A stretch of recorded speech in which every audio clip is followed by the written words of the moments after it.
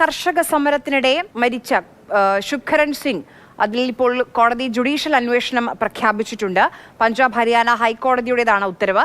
Retired judge നേതൃത്വം നൽകുന്ന അന്വേഷണ സംഘത്തിൽ 2 ADGPമാരുണ്ടാകും. ബി ബാലഗോപാൽ വിവരങ്ങളുമായി ചേരുന്നുണ്ട്. ബാലു, എന്തൊക്കെയാണ് കോടതിയുടെ നിർദ്ദേശം? ആര്യ, ഡൽഹി ചലോ മാർച്ചിനിടെ ഇക്കഴിഞ്ഞ ഫെബ്രുവരി 21 ഈ പഞ്ചാബ് ഹരിയാന അതിർത്തിയായ ഖനൌരിയിൽ വെച്ച് കർഷകനായ ശുഭകരൺ സിംഗ് കൊല്ലപ്പെട്ടത്. ഈ പോലീസുമായുള്ള ഏറ്റുമുട്ടലിൽ തലയ്ക്ക് ഗുരുതരമായ പരിക്കേറ്റായിരുന്നു മരണം.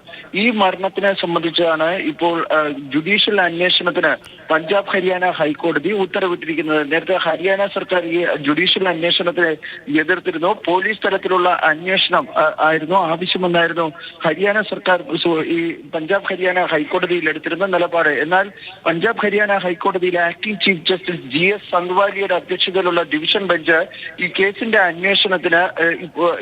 അന്വേഷണം ഇപ്പോൾ വിരമിച്ച ജഡ്ജിക്ക് നേതൃത്വത്തിലുള്ള സമിതിക്ക് കൈമാറാനായി ഉത്തരവിട്ടിരിക്കുകയാണ്. വിരമിച്ച ഹൈക്കോടതി ജഡ്ജിക്കൊപ്പം ഈ പഞ്ചാബിൽ നിന്നും ഹരിയാനയിൽ നിന്നും ഓരോ ADGP റാങ്കിലുള്ള ഉദ്യോഗസ്ഥരും ഈ സമിതിയിൽ, ജുഡീഷ്യൽ സമിതിയിൽ ഉണ്ടായിരിക്കുമെന്നാണ് കോടതി വ്യക്തമാക്കിയിരിക്കുന്നത്.